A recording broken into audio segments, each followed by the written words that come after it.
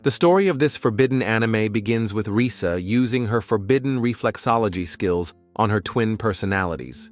The truth is, she is meant to be working her remote job, but the culture within her has been set ablaze. Just outside her street, a culture delivery guy rides around waiting for a client to procure his special set of skills.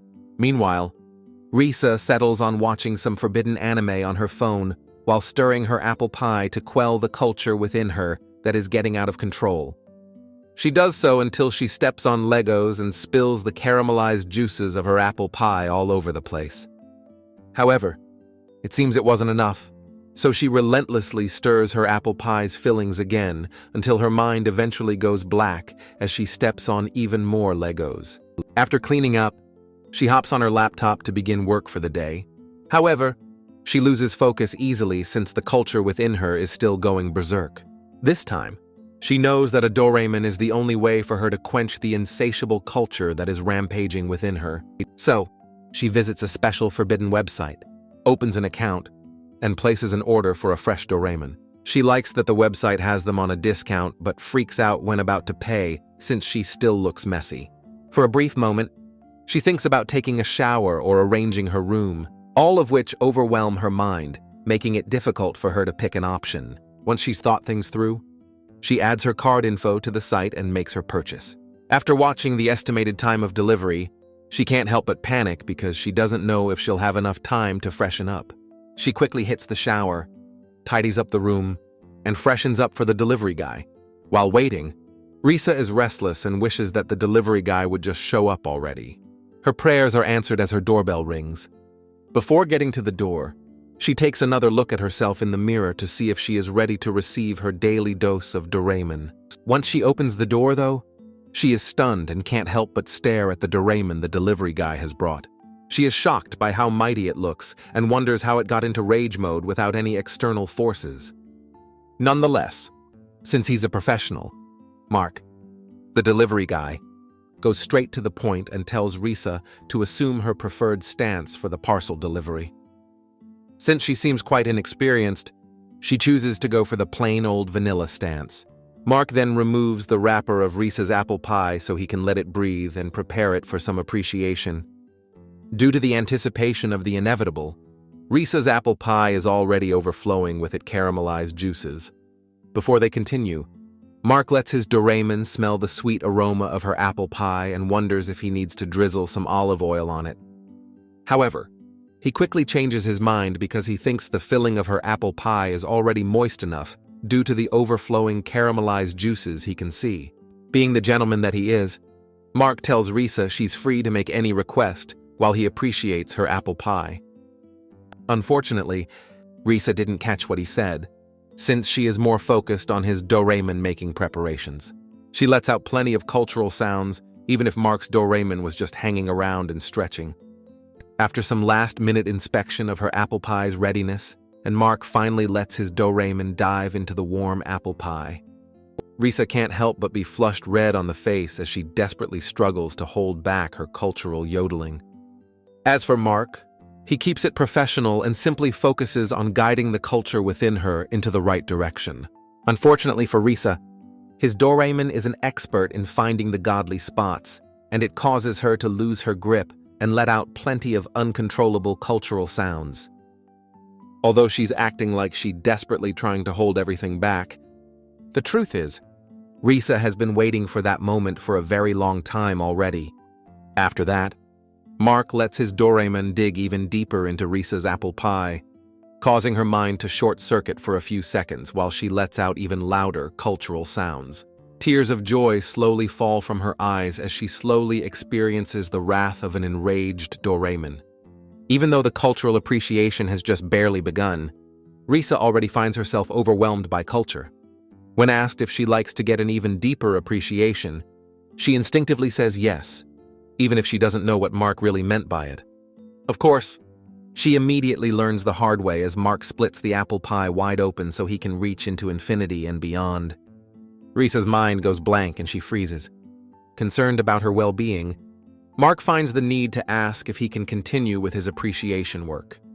Although Mark sees that Rhysa isn't really ready for the next phase of the operation, He opts to continue anyway because wants to make sure that as an Asian getting her delivery, she gets her money's worth. Needless to say, Rhysa lets out even more cultural sounds this time and realizes just how powerful Mark's raging Doraemon is. It all results in her apple pie uncontrollably spilling plenty of caramelized juices to help quell the Doraemon's rage. Although she initially was skeptical about everything, she could no longer help but want Mark to continue appreciating her apple pie like never before. Of course, Mark sees this written all over her face and fulfills her heart's request. After some more repeated appreciation, Rhysa ends up stepping on Legos again and accidentally spills her apple pie's caramelized juices all over Mark's Doraemon. Despite her being barely able to move, Rhysa lets Mark continue with his job. However, Mark suddenly notices that someone is knocking on her door. Since he is obligated to protect his client's reputation and keep his work a secret, Mark immediately does whatever he can to muffle all the cultural sounds that Rhysa is making. At that point, Rhysa remembers that she actually has a parcel scheduled for delivery that afternoon. However, she lets that slip her mind and focuses on Mark's professional work in her apple pie. Mark slows down the pace a little since the guy outside keeps ringing the doorbell. However, once he's gone, Mark immediately picks up the pace again.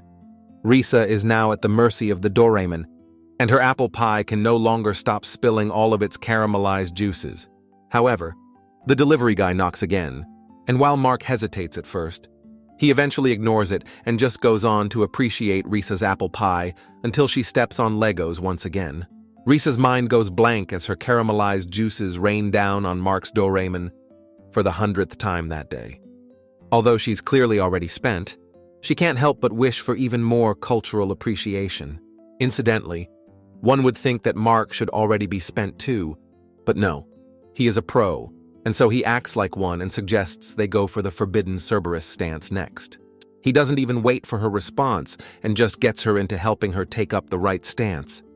Of course, once Mark shows her the power of the forbidden Cerberus stance, she snaps back into reality and desperately gasps for air again. Rhysa is left wondering why the stance feels different from the first one she had. Mark reveals that his Doraemon is using a curved blade, and that's why he is able to reach the godly spots with such ease. Mark carefully studies Rhysa's reactions and uses that knowledge to put her in a stance that makes her let out the loudest cultural noises yet. All that, just so he can make her apple pie overflow with its caramelized juices uncontrollably and get a 5-star rating for more clients. Suddenly, Rhysa suggests that he pull her hand so she can step on Legos sooner. Of course, he follows her request and reminds her to let him know if she wants anything else. Hearing this makes Rhysa think of something that will short-circuit her nervous system. She comes up with a good idea for Mark to show off his tongue-twister skills to clean her neck. Mark agrees instantly and proceeds to do as instructed. He cleans her neck thoroughly, and Rhysa's mind drifts to space as Mark continues showing off his tongue-twister skills. One funny thing is that she still wishes for him to make a big mess out of her world. Mark notices this and continues with an even more serious appreciation technique. Mark exposes the pink jelly beans that Rhysa has been hiding and uses his forbidden tongue-twister skills on it too. He does that while continuing to relentlessly appreciate her apple pie and cleaning her neck. Since he is now giving Rhysa the works, Mark is already considered overpowered at this point, and Rhysa's nervous system struggles to make sense of things. Rhysa then tells Mark to zone in on her pink jelly beans, but he somehow loses control and makes them go red and filled with culture instead. Mark's precision strikes make Rhysa's caramelized juices expulsion go out of control. Despite being pushed to her limits and barely able to gasp for air, Rhysa can't help but approve of Mark's work ethic. Not long after that, Mark realizes that Rhysa is about to step on the biggest Lego yet, so he continues to appreciate her relentlessly so he can help her reach that road immediately. Rhysa panics, knowing full well that she's about to meet the mother of all Legos. As for Mark, he finally unleashes his ultimate piston Gatling skill on her until she announces that she is approaching her limit already. However, Mark stops and informs her that he is nearing his limit too. Even when he retracts his Doraemon, Rhysa asks him to continue appreciating her so she can step on the last remaining Lego. She then shows him her secret equestrian skills until Mark reaches his limit again. However, he manages to calm himself down and shows that he has a PhD in holding back his liquid white gold reserves. Then, one look at Rhysa makes him realize that she is having trouble stepping on Legos all by herself. So, he joins the fray once again and holds her in place for one final fast-paced appreciation. Rhysa steps on Legos in mere minutes of getting appreciated in such a stance and falls flat on the floor. Meanwhile, Mark casually takes out his purifying spray and cleans the place up the mess they made because it's Japan. Once done, he bids farewell to Rhysa and bounces out of the house like a true G, leaving Rhysa gasping for air while her mind is still barely functioning. Subscribe for more videos like this. Turn on notifications and leave a like. It really helps the channel.